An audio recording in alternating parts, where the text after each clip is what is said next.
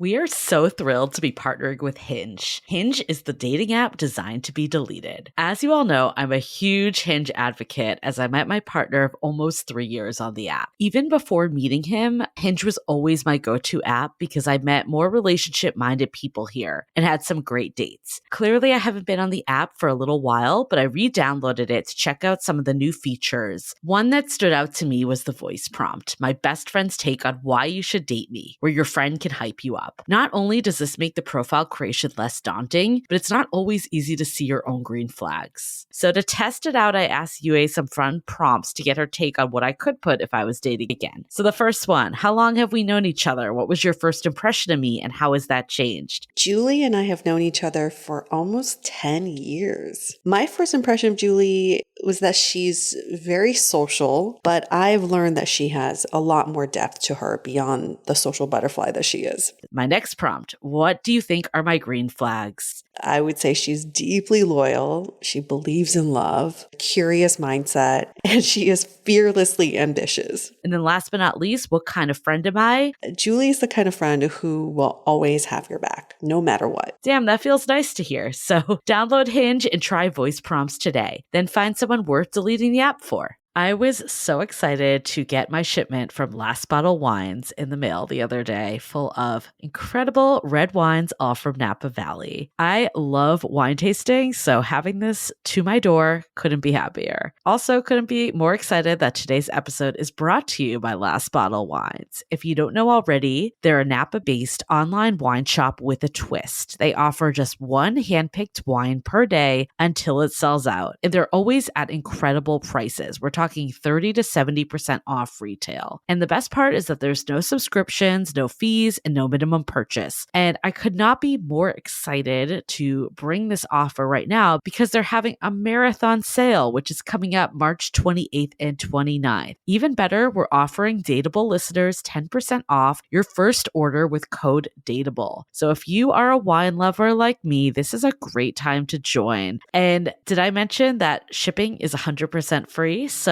what are you waiting for? Mark your calendar for March 28th and 29th or get on it earlier if you want. You can sign up at lastbottlewines.com and use code DATEABLE and find out why Last Bottle is the most fun way to discover and buy amazing wine. Hi, I'm Yue Xu. And I'm Julie Krafchick. We're active daters turned dating sociologists. Here to dive into everything modern dating and relationships. Welcome to the Dateable Podcast.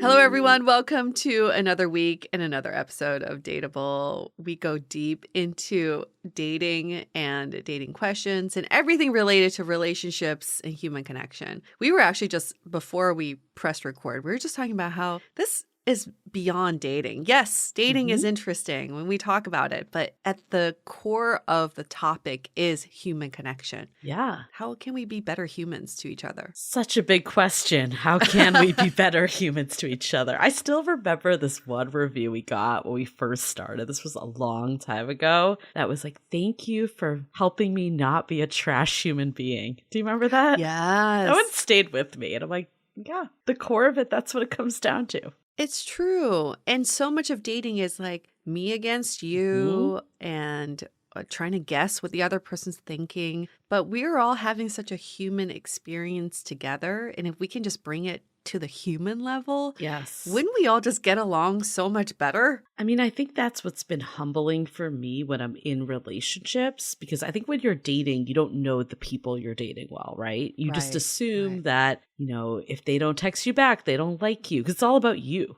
That's the only focus you're looking at.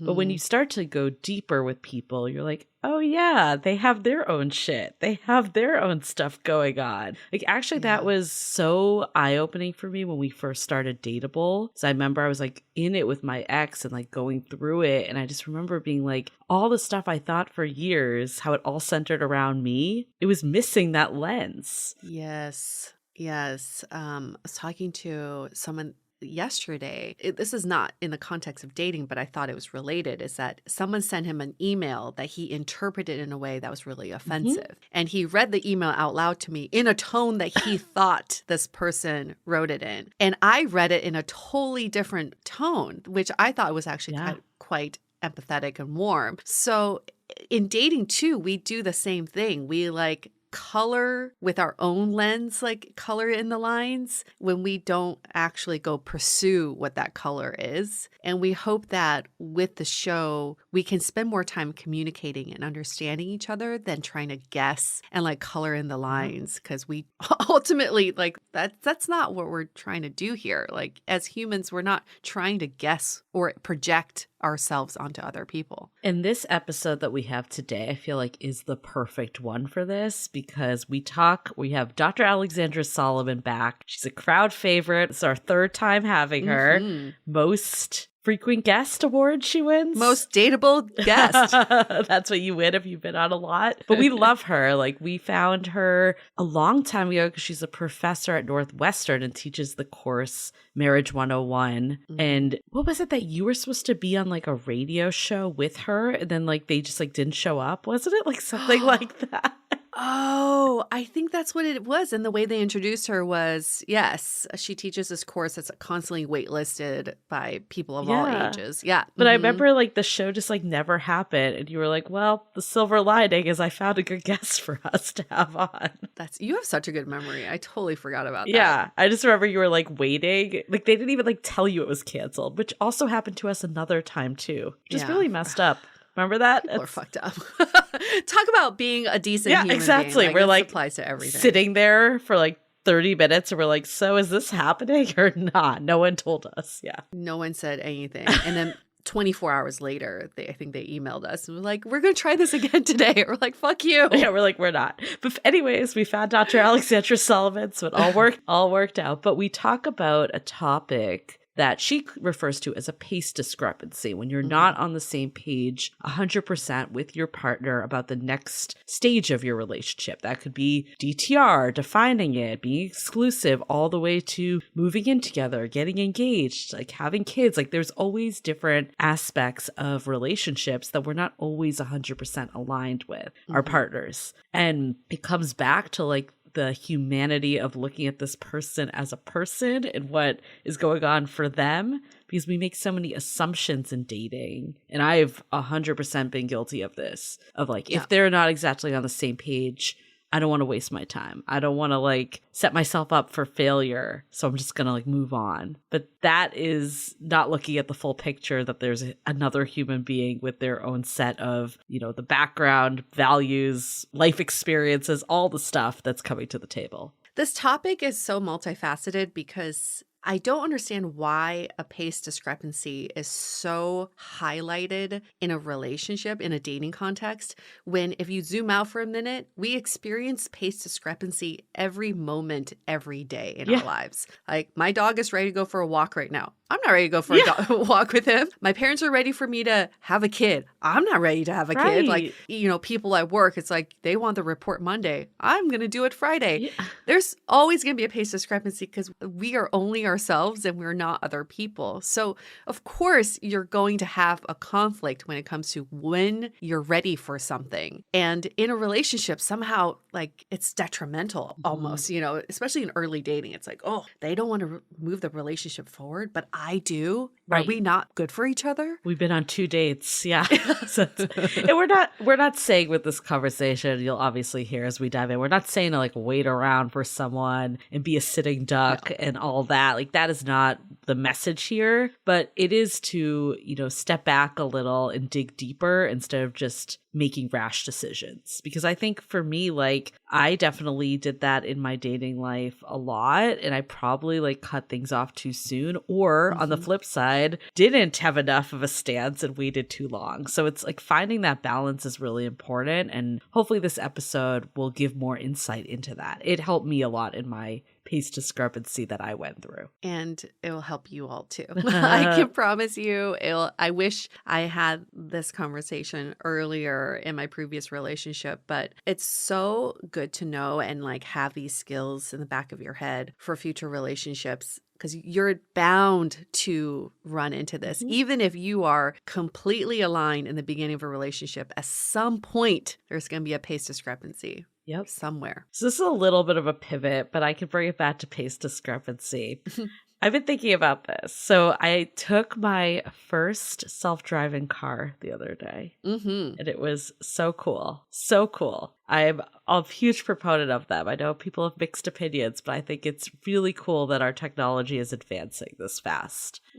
Pace discrepancy. Why can this technology advance so quickly, yet we're still looking at like two-dimensional photos on dating apps, and they've been doing the same thing for 20 years now? Like, it's something crazy that the technology's like shifted a little, but not close to the acceleration that other areas have had. Well, I think what it is that as humans, we're always seeking consistency. We want to know what to expect. And the unexpected is too scary. It's risky. Even the conversation we had earlier today, I was like, I preferred wired technology, wired headsets, wired mouse, because I can expect it to work. Yeah. But as soon as the wire's gone, I don't know. Like, it works 80% of the time. Same with self-driving cars. It's like, I think that's awesome, but I can't expect the same level of delivery every time I ride in a self-driving car. But if you're driving yourself, you know you can control the factors.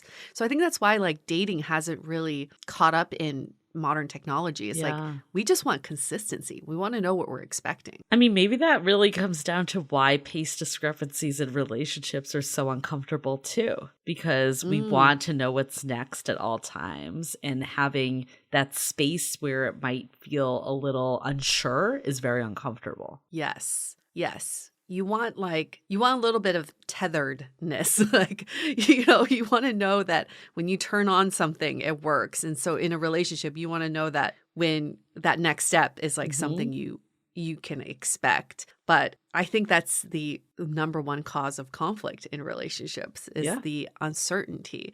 But that's why communication is so important. It's like we are at least communicating out the uncertainties and keeping each other updated. So the other thing with self-driving cars, we can move on after, but have you seen like all the articles about just like how like sex in self-driving cars are like through the roof? Like everyone's like hooking up in self-driving cars. And it makes sense, right? Because there's no driver. But some of them are so funny. I need to read you this one headline. I mean, there's a lot of articles where this is popping up, but Fox News, of course, they always take it one step further. I mean, some of them are like, people are having sex in self-driving cars, apparently mashable. And then there's the Fox News one. Sex in San Francisco robo-taxis is running rampant, report finds.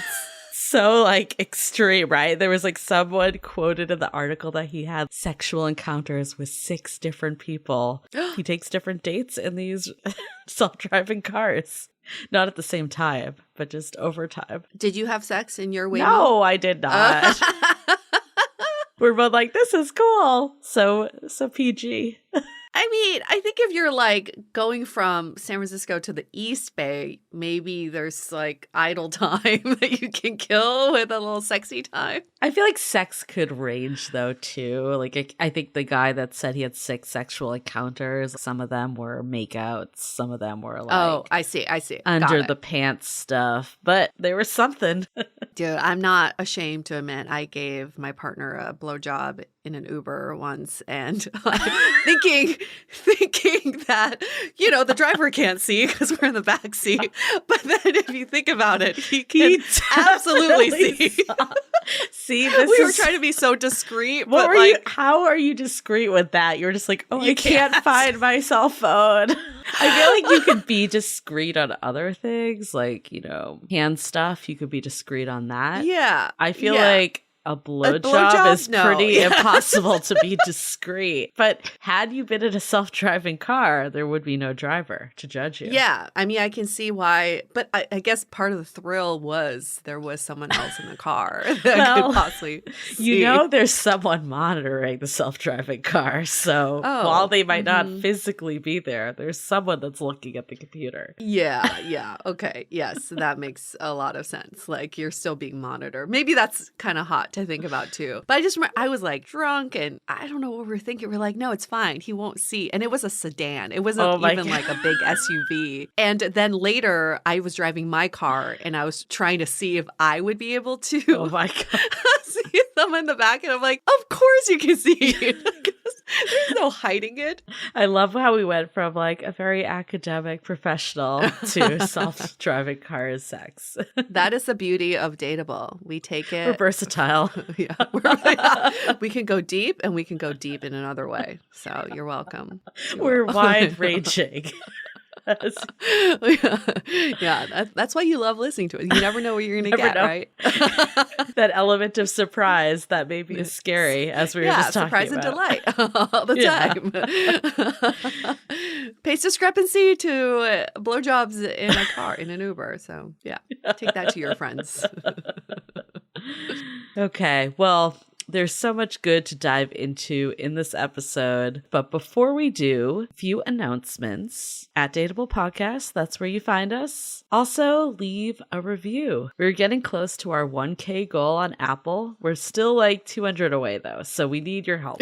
So it's not that close, but not that close. But we know there's like way more than the 200 out there. So if you just rally behind it, we can get there. That is the only gift we ask of you for the holidays. Other announcements. You can find us on Facebook and our Facebook group. Love to connect to all of our listeners there as well. Okay, well, before we go into it, let's hear a message from our sponsors. This episode is sponsored by BetterHelp. My healing journey has had a lot of ups and downs the last few months, and there were moments where I felt stuck. For example, I knew it would be good for me to socialize and meet new people, but something was getting in my way. Therapy helped me figure out what was holding me back so I can work for myself, not against myself. Through talking to a licensed therapist, I was able to understand my fears, especially around trust in people. My therapist validated my feelings, but also helped me figure out a plan to get back into the social scene. If you're thinking of starting therapy, give BetterHelp a try. It's entirely online, designed to be convenient, flexible, and suited to your schedule. Just fill out a brief questionnaire to get matched with a licensed therapist and switch therapists anytime for no additional charge. Make your brain your friend with BetterHelp. Visit betterhelp.com/dateable today to get 10% off your first month. That's BetterHelp,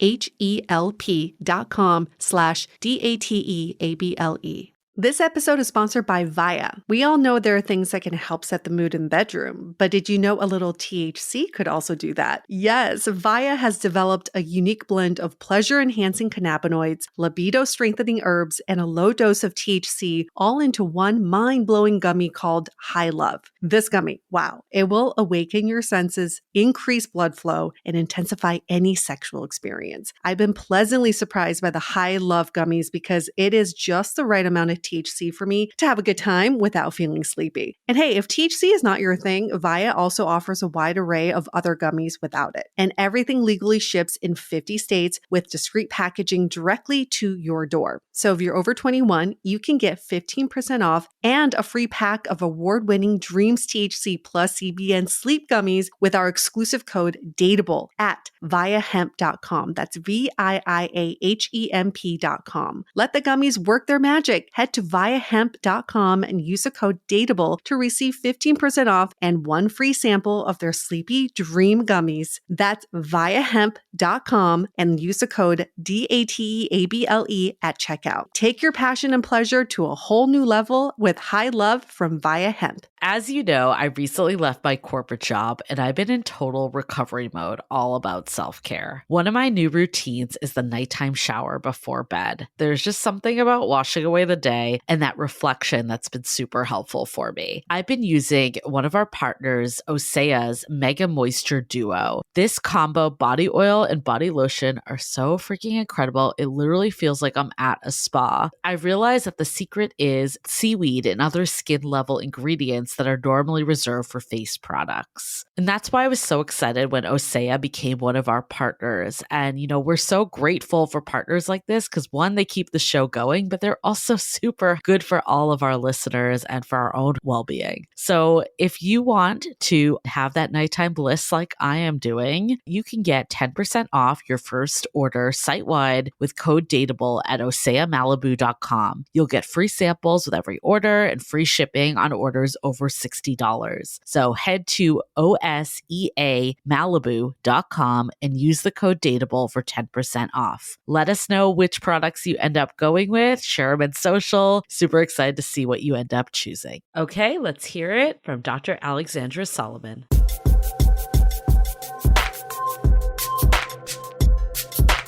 We were just saying you deserve an award, Dr. Alexandra Solomon, for being our most frequented guest on our podcast. Wow. 3rd time now. Your trophy's in the mail, your jersey's in the mail, all of that. All the prizes are in the mail, but you deserve some sort of virtual badge.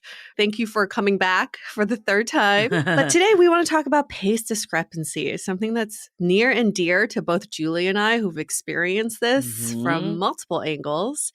But first, for anyone who doesn't know who Dr. Alexandra Solomon is, she's a licensed clinical psychologist and faculty member at Northwestern University, which is how we first found her. She teaches the internationally renowned course, Building Love and Lasting Relationships, Marriage 101. She's the best-selling author of Loving Bravely and Taking Sexy Back, and her latest book, Love Every Day, just came out in October. She's also the host of the hit podcast, Reimagining Love, where we'll soon be guests on, apparently. And also, she lives in Chicago. She's in her 50s. She's married and recently an empty nester, as we just found out. This idea of pace discrepancy, where both partners are not on the same page when it comes to timelines as the relationship progresses or not. I know, Julie, this is something that's very recent for you. So let's start with how Dr. Alexandra has really helped you through this. Yeah, I mean, I obviously knew Dr. Alexandra Solomon from this podcast, but when I was in the thick of this situation, when I was a little more ready than my partner, we're both on the same page of where we wanted to go, but I was a little faster in wanting to get there. I actually found your podcast, well, a specific episode on what you called pace discrepancy. And I loved the way you frame that too, because I think like so often we run to like, oh, like, are they just not going to be the partner for me? Are they not into me? Like, there's something wrong if I'm too fast. There's something wrong if I'm too slow.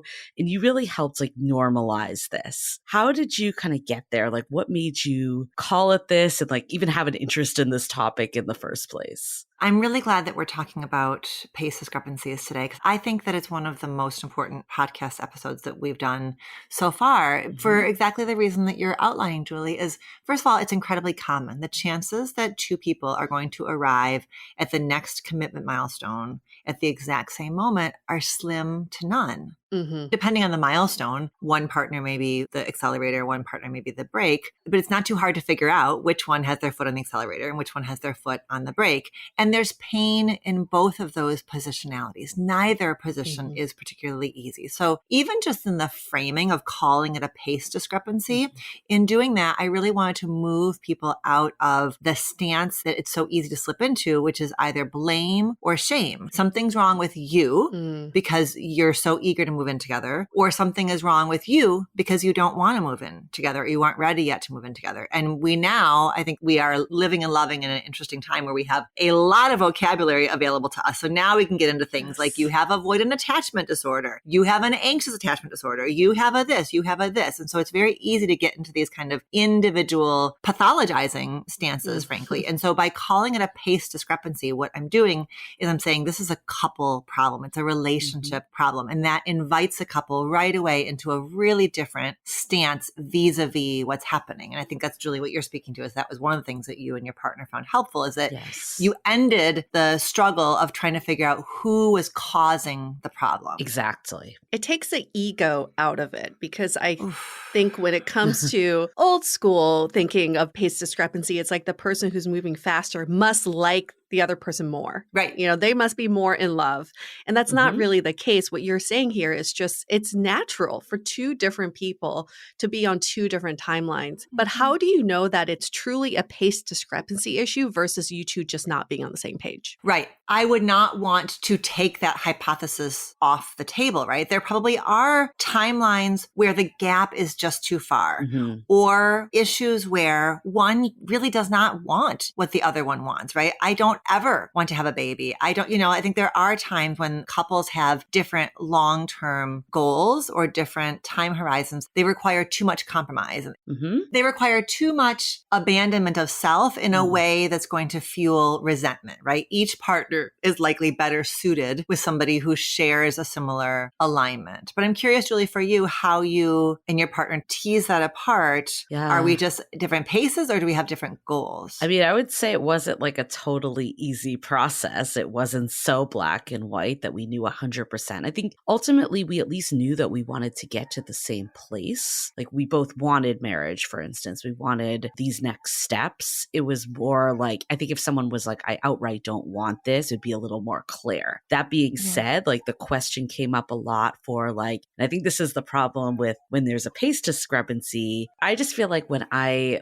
thought about relationships, like when I got into one, everything would magically just work out. Like we would move to the next step. Like all my problems would be solved. Like the issue is getting into a relationship. That was like what I thought. So there was definitely a lot that I took very personally. So it went to, do they just not want to be with me? Like I know this person wants to get married, but is it that they don't want to with me? And I think I learned, I mean, we ended up doing couples therapy, and I want to get your take on that too, of like, are there ways to solve this on your own? There had to be a leap of faith for both of us a little too. And eventually like we got to that place, and I think I could see the progress being made in terms, and we broke down a lot too of like what it was that was the true issue. Yeah. So often couples get locked into a pretty simplistic formulation of you're putting too much pressure on me. Well, you're commitment phobic. I think they get that kind of like very simplistic storyline. And what's so important is to get underneath it. And for the person who has their foot on the accelerator, who's more ready for the next step,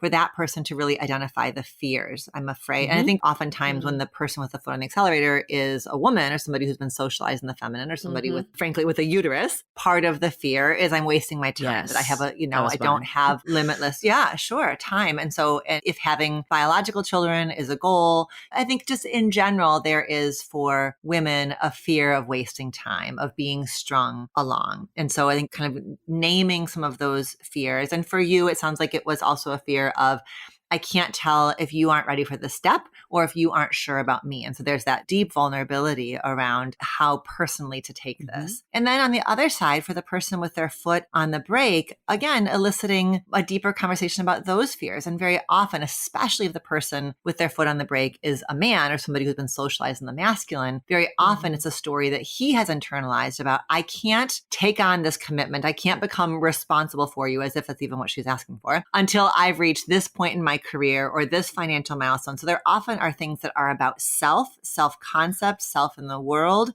that really have little to nothing to do with their partner. They have an impact on the partner, but they say a lot about how I feel about myself in the world. And those are stories that oftentimes have begun long before the relationship or exist sort of separate and apart from the relationship.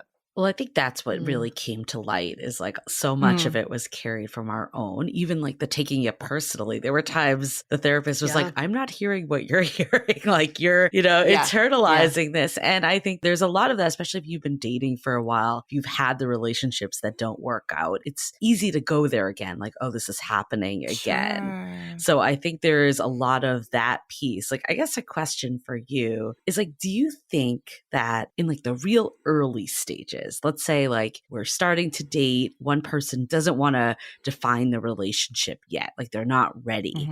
Do you think a pace discrepancy can even happen then? Or is this something more that's like later on when things get more serious? For sure. I think that's actually quite a common time for a pace discrepancy to occur. I think that we probably have some amount of individual difference between each and every one of us around how much ambiguity we can tolerate. Some of us need to like know by 11 a.m. what we're having for dinner, and others of us are like, I don't know, I'll figure it out as I go along. So I think there's some like sort of preset level of how much ambiguity one can tolerate. And so I think that that's part of what dictates the point at which I need to understand what you and I are doing versus the point at which you need to understand what you and I are doing. And I may be really comfortable hanging out in the gray because I'm just not that troubled by it. Like I feel pretty sure I'm going to see you. I feel pretty sure I like you. I feel pretty sure you like me. So I don't need a lot of conversation because I'm not that troubled by it. Where for somebody else, if they have a high value on a need for clarity from wherever in their life story that need comes, to tolerate ambiguity is to abandon oneself. That's what it feels like, right? It feels like if I'm just hanging out in this middle, although it feels quite personal, I think there's even at that early stage of defining the relationship, I think that people have different needs for clarity and getting explicit. Tell me what you guys think though about that. I agree with you. I think it's hard though, because like I'm just even thinking about my situation. We had, years up to this, like time that we really got to know each other. I think if you've only been on like a couple dates with someone or like a month in, you're not going to be going to couples therapy and like working it out. And I feel like people are just making the assumption like, oh, this person wasn't that into me. If they wanted to, they would. Like all those like buzzwords of just they're going to step up, where we don't know their backgrounds. We don't know their past relationship history or the way they were raised or anything about them. So I think that's why so many early stage connections just die out, because like we don't actually like have these conversations because it feels easier just to leave at that point. Yeah, the vulnerability. I think the internal struggle I have in early dating is that instead of addressing it with the person I'm dating, I'm addressing it internally. Like, why can't I be okay in the gray area? Why can't I be okay with ambiguity? Why do I need to move things so fast? I'm constantly trying to like figure out a way to redefine my own needs. But what I'm hearing from you is that's really sacrificing myself in order to morph myself into whatever the situationship is. But it's better to just address it with the person I'm dating, even if it's just early dating? I think so, because to raise the conversation is not to apply a full force pressure campaign. Right. I think that's where people get tripped up, right? It's like, if I ask you for a check-in about how you're feeling about this, or could we make some space to talk about how we're each feeling about this, that feels tantamount to saying, gun to your head, am I the one or not the one? That's not the same thing. There's a world of difference between asking a question that's a check-in and applying a pressure campaign. But I think maybe we don't trust ourselves because we feel so anxious on the inside. And I think that we don't trust that the other person's going to hear it that way. And of course, we can never be in charge of how somebody hears something, right? The best we can do is to kind of regulate ourselves, trust ourselves,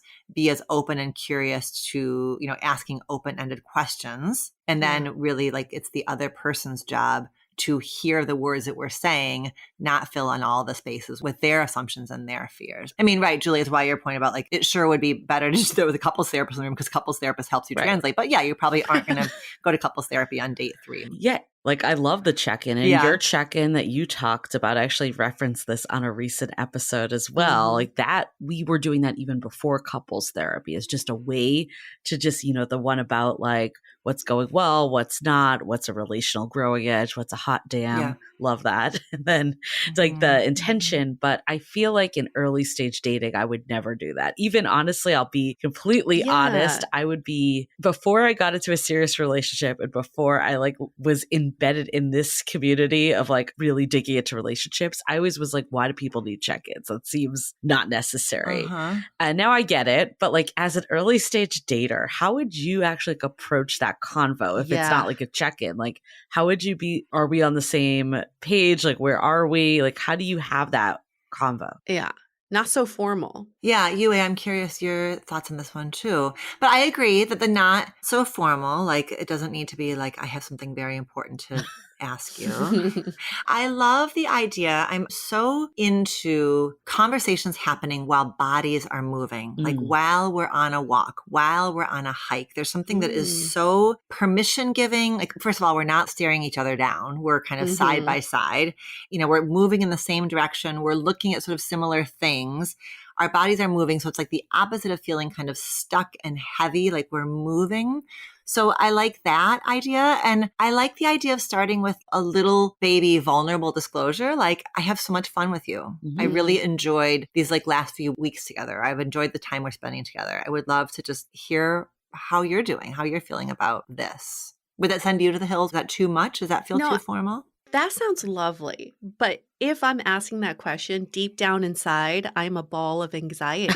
Sure. Trying to express myself. What I'm really trying to say is, I want to move this forward. I want to DTR, or I want this to be monogamous, whatever that next stage is, but I'm couching it in a much more casual conversation. So how do I do this in a casual way, but also express my needs at the same time? You're proposing something, right? Yes. You're yes. putting a proposal out there. You're saying, I want to let you know this is something that I'm ready for or curious about. And I wanted to see where you're at with it. If the response that you got back was, I hope that any response you get back is compassionate, because I would want somebody to be really compassionate with you for the kind of courage it takes to bring this up, right? So even if that person isn't ready, I would hope that they would be kind enough and compassionate enough to be like, I'm so glad you're bringing this up. Like, what a compliment to me that somehow you feel safe enough with me to bring something up like this. It actually is such a deep sign of respect that you must feel some measure of safety with me, that you can bring up a conversation like this. So I would hope that even if that person isn't ready for monogamy or isn't ready to define the relationship, I would hope they could at least see and have respect for the courage that you have in bringing it up. That their response then, I could imagine that a compassionate response, even if it includes the answer you don't want, which is like, I still don't feel quite ready, that at least the compassionate response or like the process of how the conversation goes maybe helps soften the disappointment, you know? Yeah, I think for me, like, I wouldn't have a problem telling someone where I was at, or even like, I love we've talked about this before too, like the ease in of just, I'm having a really great time with you. Like, how is that going to be taken bad? Like, that's a great way to have that conversation. The problem for me would be like, if the person didn't give me a yes or no, like, I think it goes back to this like ambiguity and being comfortable there. If they were like, I really am enjoying my time with you, but I'm not ready quite yet. Like, I feel like I need more time, or whatever they say, or eventually I want to get there, but I'm not there yet. How do you handle that? Like, how do you know how much time to give the person? And this is something that I think goes for all stages of a relationship, not just the early one, because it's something I struggle with too. It's like, there has to be a time limit. Eventually, you're not going to wait forever, but how do you do that in a way that's not like an ultimatum, or you're not like throwing in the towel too soon and letting the person like get there? First of all, I think that would be disappointing to hear back, right? And there's no way, I mean, I think in our example with Yue would go from being the bundle of anxiety to feeling pretty disappointed, you know, because that wouldn't be what she would want to be hearing back. And so this may take a couple of conversations, right? Like that might be like the outer edge of how much Yue can like tolerate in that conversation. So she might kind of like step back or shut down a little bit, or say like, okay, let's maybe pick this up again, because I'm feeling a little bit overwhelmed. But then in the next conversation, I wonder about talking about like, what would we each be doing and feeling that would indicate to you that you are ready? Like sort of painting a picture of what are your markers, either inside of yourself or in our relationship, that tell you that you are ready for something like that. Because we may not have the same markers, but it would be really helpful for me to know. Not so that I can like magically transform myself into somebody who pleases you, not about that, but just about like, what's your vision of what that process looks like for you? I like that. Basically, set me up for success here. We'll set each other up for success. Yeah. And we can kind of, without guessing, really understand each other. It's a getting to know each other process. So I really like that. I'm putting myself in this person's shoes, being disappointed, but asking this question, kind of like, how can we work towards that together? Yeah. I've been in relationships where I feel like we overworked it. Yeah. We worked on it so much that the romance was gone. It was purely just about working on the relationship. How do you strike the balance of we're working towards a goal, but also keeping this as a romantic, fun relationship? Right. Because so much of this, like, I think, right now we're kind of doing like a top down, like creating the vision for what this would look like. But what you're reminding us, Yue, is there's also like a bottom up. Like part of how you get ready for commitment is you just build a steady cushion of repeated, fun, positive, pleasurable experiences together. So you're right that a couple can top down their way into something that feels like really oppressive and tight and heavy.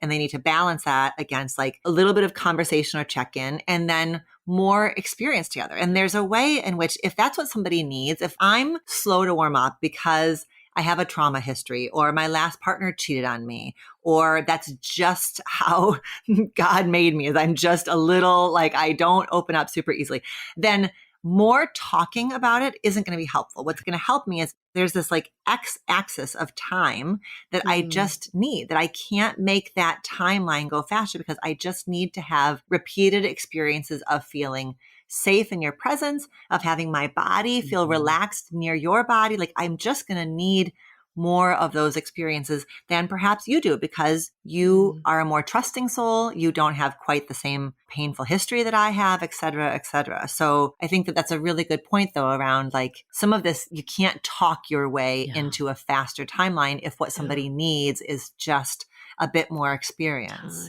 Yeah. I mean, even like when we were going through this, like there was a time box that we put it aside, like from the therapist, because like, I think for that reason, like if you're just talking about the same thing every week, it's hard to like feel the joys of a relationship. Yeah. That being said, it was very difficult. If you're the one that wants something, it's really hard to be like, we're just going to forget about this and just live life and pretend like it's not an issue.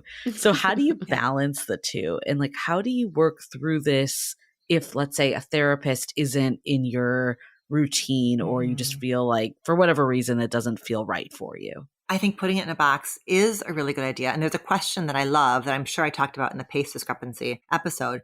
And the question is, what can the two of us do to protect the rest of what's great about this relationship from the strain of this pace discrepancy? I love that question because in posing the question, you are reminding yourself and your partner that you are more than this one problem that you're dealing with. I use a question like that all the time with my couples.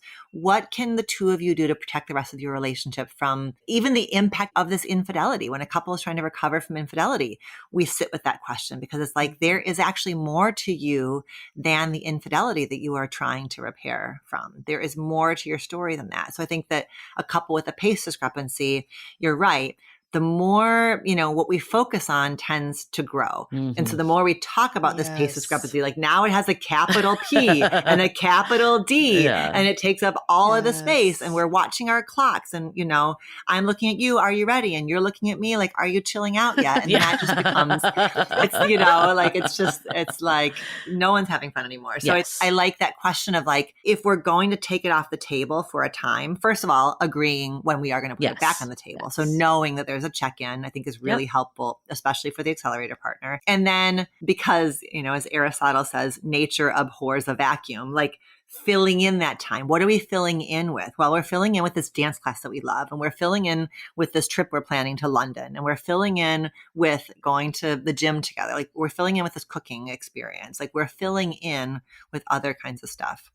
Oh, such a good point. Yeah, I think it can't be forgotten forever. I think that's the real key is like we can't just sweep it under the table. I guess like when you have that date, because this came up for me too, it's like when you have that date, how does it not feel like an ultimatum at that point? Because like that wasn't my intention. It was more though of this need for protecting yourself and not even protecting yourself, but just owning like and honoring what you want in life. Like what I wanted in life was a partner that would move forward with me. So like how do you decouple those two? Because ultimatum gets such a bad rap. Ultimatum gets a really bad rap and there's pressure, built into that. I think what's helpful is when a couple decides together, we're going to revisit this in 3 months. Then it's not an ultimatum, it's an agreement. Because if I'm the one with my foot on the brake, can I be humble enough to say that actually it's not fair of me to hold you back? I appreciate you're giving me 3 months to see if this can loosen, to see if I can get some more clarity inside of me. Like how generous of you to give me that time. And just the same way I don't want to be strong-armed into deeper commitment, it's not fair of me to hold you back from something that you have said is really important. So I think there's something about framing it as an agreement that we both agree it's a problem. And I think a general principle in intimate relationships is if something is a problem for one person, it's a problem for both people. I think if somebody who rolls their eyes and is like, this is not a problem, that person is not a great candidate Right, to be your partner, right. right? Who just like dismisses your concern flat out, then you probably are abandoning yourself by waiting around. But we're assuming in this example that the person is saying, I get it. I'm not going to feel like shit about myself for Right. not being as ready as you are. I'm not going to become ashamed of myself, but I'm also not going to shame you for being ready. You're not a fool for being ready, and I'm not a dick for not being ready. Right. So that agreement is like, let's agree together. We'll put it away for 3 months and then come back to it. And that becomes a check-in. Let's hold that thought for a quick message. This really reveals someone's character too, just how they even deal with this being an issue. It's not even about the pace discrepancy, it's how you are facing this conflict. Yeah. What about a scenario, which has happened to a few of my friends, and I think, Julie, for you a little bit as well, is like when the pace discrepancy changes.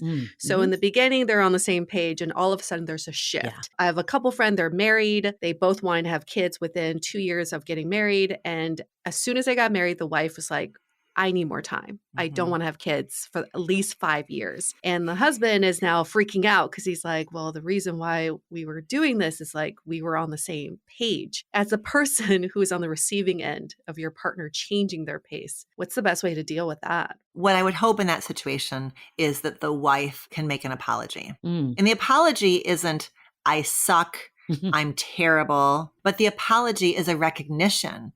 We agreed to something and now I don't feel the same way again. I'm sorry. That must feel confusing to you. That must feel frightening to you. That must feel frustrating to you, right? And that apology isn't, I'm terrible, but the apology is, I'm sorry that I had said one thing and now that we're here, it's changing for me. And so then to like supercharge that apology, it also would be, let's talk about how to protect the relationship from the hurt of this. That's a really different way in than a wife who says, it's not a big deal. You're overreacting. What's the difference between 2 years and 5 years? Yeah. You shouldn't be ready anyways. We don't have the money anyways. Like that sort of standing on ceremonies, like getting a little bit kind of grandiose of like, I know best. I know better what we need than you do. Anything like that is going to just increase the space. And one of the key skills for a healthy relationship is to know how to apologize and to know that an apology doesn't mean I'm a terrible person, but an apology means I get it. I see what you see. I was in that conversation. I know we said 2 years and now I'm saying 5 years. And so I apologize and let's figure out how to kind of like move through this. I think that's one of the key pieces, but tell me what you think. No, I 100% agree. And I think that's like how, like you asked earlier, like, how did you know, like, if you should keep holding on to this? I think the way someone reacts is so telling. Yeah. That being said, though, not everyone has the relational skills. We know that most people do not have those relational skills, even if they like are a good person and they want to say that. That's not always what comes out. No. And I mean, I'm 100% for couples therapy. Like I know we talked about ways you can deal with this if you're not doing couples therapy, but if you have the opportunity, feel compelled, I think it goes so much under the surface and teaches you this type of thing too. Like how can you start to build these relational skills, even, you know, when it's not an issue, but let's say when there is this time of pace discrepancy that you're confronted with? You know, it matters. Like, let's say with this couple, if her response is that really invalidating response, like he might be able to kind of grit his teeth and wait 5 years to have a baby, but he will not forget that. No, he really won't. And I'm sitting with couples. I had a couple sessions this week where in the session, you know, one is bringing up pain from 25 years ago, right? Because it wasn't addressed. It was papered over. You know, people didn't handle those moments of mismatch, and maybe you can get through it and you can stay married. But if the pain doesn't go away, if you haven't really said, I can see how my behavior hurt you. It makes sense from maybe I wouldn't even feel that way if I was in the spot that you're in. But what you're telling me is that you are hurt, and therefore we got to figure out how to tend to your hurt, because the last thing you want is for it to go underground and just build a bunch more years of stuff on top of it. I think, Julie, that these relationship skills, I mean, it's why I love teaching college students, because then, you know, you've got a chance like 21, 22 to learn some of this stuff, but it's why I'll never not be busy, right? Like I'll have another podcast episode out, you know, next week and the week after, because it's a lifetime. I mean, I feel fully confident that without the help of my own therapist, a number of couples therapists over the years. There's no way my husband and I would have celebrated our 25-year anniversary a few weeks ago. There's just no way. I come from a family of divorce, a really complicated blended family. Like I came in with a lot of baggage that I didn't ask for, but I had to take responsibility for. I had to tool myself and learn how to do it, because that woman in that example, I can easily come up with the diminishing, dismissing response because I know that response. I've been that response, where I don't want to feel bad, so I'll make you feel crazy for wanting that thing. Yes. Like that stuff happens so quickly. And I think the ladies are just as good at it as the men are, No discrimination on that one. No discrimination when it comes to invalidating somebody else's perspective to suit our own needs. That's such a good point. I think sometimes we have to take a step back and say, am I in the wrong here? Like, do I need to take some responsibility here? Because so much of what we learn in all the episodes we've done and all the experts we've spoken to, it's about compromise and coming to a middle ground and not sacrificing your needs. But when you do need to take accountability for your actions, that needs to be the step before you start talking about what that work is and what that compromise looks like. So thank you for that reminder. It's important to hear. Yeah, there's a lot of therapists and coaches getting a lot of views on TikTok by, telling people like, you deserve this and you should this. And if they won't, then you gotta. And if they want to, they, and there's, I think, fewer, it's less kind of catchy and juicy to be asking people to hold up a mirror and look at the ways that they are asking for what they want and what they need, right? Because it's vulnerable to be inviting and to be curious and to be patient. And I think we have a lot of, we sort of like overplay this idea of you should just ask for what you want and no apologies and and just stand up for yourself. Okay. And sometimes those responses can shut somebody else down and can keep a conversation from happening, a dialogue from happening. And it is hard to regulate and keep yourself calm when somebody else is describing their experience and it is different from your own, or it's not quite the thing that you want. So I'm not saying it's easy, but it's really important. I think one of the things for me that was, I actually am glad we had a pace discrepancy. I know it's easier to say that now because it worked out, but I think for me, I was so like, I've been waiting forever to meet this person. And like when I met my partner, I'm like, this is going to be who I end up with. So I wanted everything to move really fast. And, the reality was like, we actually ended up moving in together on our 2-year anniversary. So it wasn't like it was like 10 years went by and we've had this major pace discrepancy. I think I got in a lot of stories in my head of like, well, I'm getting older and we should know what we want more. So like a year goes by, let's move in together. The next year, let's get engaged. But the reality was like, we didn't fully know each other even. Like, even though we were spending all this time together and we clearly like, knew each other, we didn't know like a lot of the core stuff that you were talking about of like, where some of the stuff was stemming from and like things that we brought to the table, like from our own past experiences. And by doing this in couples therapy, I think it taught us, a lot about each other and just understanding each other better, taking it less personally. Yeah. And then also like how to deal with like voice concerns and not be like relationship ending in any way. Like I think I maybe over like corrected so much that I was like voicing everything. And, there were certain things that like were blind spots for both of us. So how else do you think like having a pace discrepancy can actually set you up better in the long term? There's so much maturity and self-awareness in you seeing it that way. And it really feels, I feel how genuine that is for you, that having this problem, even though you wouldn't wish for this problem, you weren't like Susie Sunshine, so glad you were having this problem, but navigating the problem as a couple taught you a lot about yourself. It taught him about himself and taught each of you about each other in ways that you wouldn't have if you were just kind of gliding from transition to transition. And I think there's so much in life where it's like, you'd never wish for it, but it's teaching you something nonetheless. And that doesn't mean that you're excited about the problem or the challenge. And I think especially for those who grew up in families divorced or who've gone through very painful breakups, I think being in the trenches with a partner and kind of getting through something is a really important like what a therapist would call a corrective emotional experience. It just kind of corrects that old story that we can't ever get upset because then the relationship will end, or that kind of deep fear that we can't even look at a problem together because it's going to end us. And so I do think that there can be a hidden blessing in that. And I think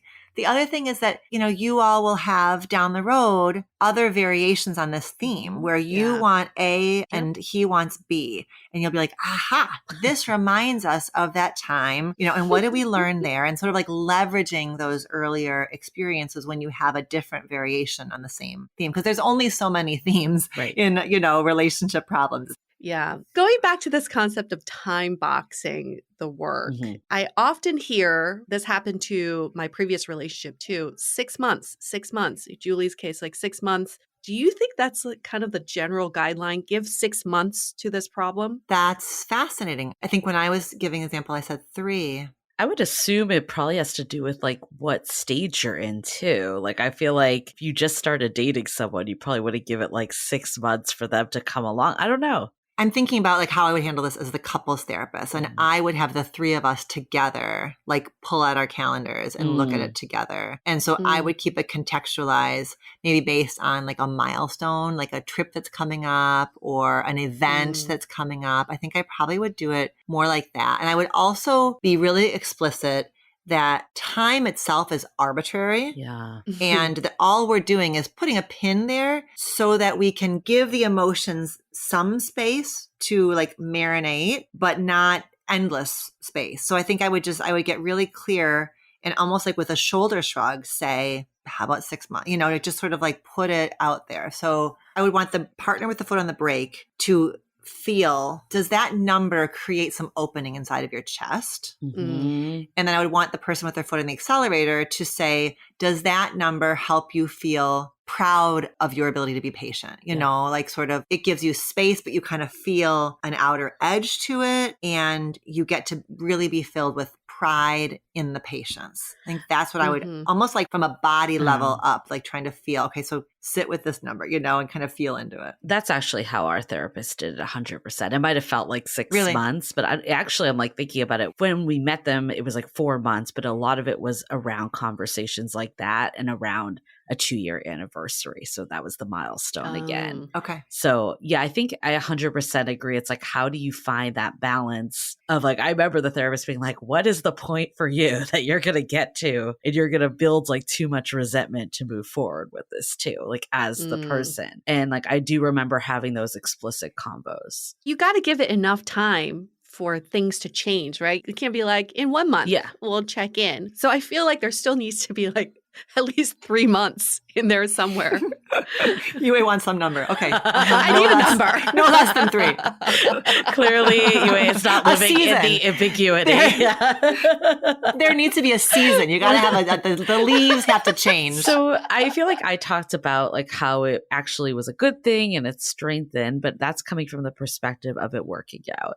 What about for the people that it doesn't work out? You put in the time, you wait the 3 to 6 months, whatever that is, or I don't want to say wait, but you're working through it in those 3 to 6 months. And then the person comes and says, I can't move forward. I don't want to do this. Yeah. How can you take away learnings from that other than this was a waste of time? Because I don't believe it is, but I'm curious what you think. I would hope that the person who's coming back, who at the end of the time still isn't ready, I would hope that they would have something a little bit more interesting, thoughtful, and generous to share than, I don't know, still not ready. Isn't that weird? My feelings didn't change. You know what I mean? Like that they would have something a little bit deeper to share and something about, here's what I propose next. I'm not sure how this is going to land for you, but I'm doing a lot of thinking about it. And here's what's getting in my way still. And here's what I'm thinking. There again, like we're talking about how a lot of this stuff reveals someone's character. I think that would be, if what they come back with is like the shoulder shrug and like, oh, still not ready. Weird, isn't it? Then that's, I think that is definitely like data for the person. It may be that at the end of that time frame, the person with the foot on the accelerator, they may have come up with something different by then, right? They may have come up like another solution or another path forward might have emerged by then. Like the problem itself might look and feel different by the end of the time. So I think that there is this like faith walk or this like leap of faith that you don't actually know how the problem's going to look and feel at the end of the time. Yeah. But certainly that would be, I don't know how there's any way to get around the disappointment that would come if the person with their foot on the brake is like, I still can't get there. I think it's knowing that you gave your all too. That's so important, like that you put it forward. And I think what you said about like hearing this person just be like, I'm not sure, like that tells you so much. And like that isn't probably the relationship you wanted. So at least you can like walk out knowing that you gave it a chance if like the person really can't move forward with it. That's right. That you were courageous. Yeah. There's courage in waiting. There's courage in sitting in the gray. And that doesn't go away just because you didn't have the outcome that you wanted. I would hope that if the person still doesn't feel ready, that they feel troubled by that, you know, not that it means that they're a bad person, but there's something that feels sort of troubling about, I don't know enough how to drive my own ship in life. You know, I don't know how to get into the driver's seat of my own life. I don't know how to move towards the things that I want or move away from the things that I don't want. There's something about if somebody has that really passive shoulder shruggy, I just don't know, that I would actually want them in individual therapy working on that. Because what was it in your life that taught you that you are that untrustworthy, that you don't get to declare and move towards things that feel good to you, that you somehow aren't worthy of being committed to or making a commitment to someone else. Like there's something about that kind of stuckness and passivity that warrants someone's deeper exploration, because that feels like it's got roots that started long before they met their partner. This has been such a fascinating conversation. Just like one last question before we go into takeaways.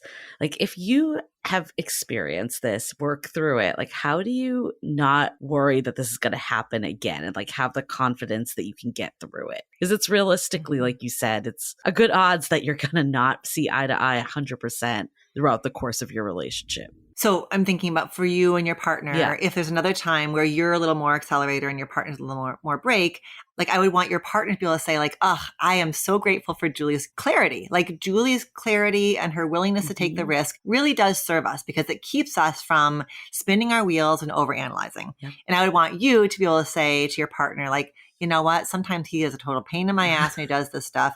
But there is, you know, I know that I'm sometimes a little bit impulsive and eager, and it's not bad to be slowed down sometimes. So I think that that's, you know, like there's something about also when you have that tendency, really being able to remember that we are actually a stronger couple because we've got somebody who, you know, looks before they leap, and because we've got somebody who knows that you cannot wait around for 100% certainty. So really like seeing that the two of you as a couple get to leverage this difference, even when it feels like a total pain in the ass sometimes.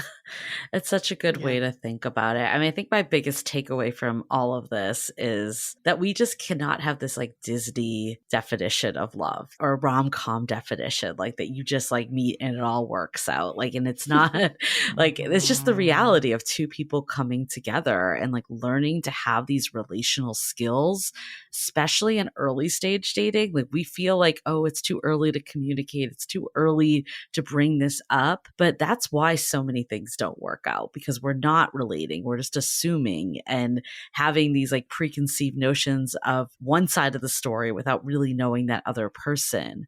And how can we start to like look at the person in more of a humane way of like, this is what they're going through. They're not on the exact same page as me. I need to cut it off and move on. And I think in dating and even in relationships, like it's really hard to get the ego out of the way, but we have to do it in a way that brings the heart into the equation, right? Because that's ultimately like what we want anyways. And I'm not saying to wait around forever, but staying true to your needs, but also giving the opportunity to work through it. That's what a relationship is ultimately. Definitely. A huge takeaway for me is a pace discrepancy is just another conflict in a relationship, and it's another facet of a relationship. It does not define the relationship.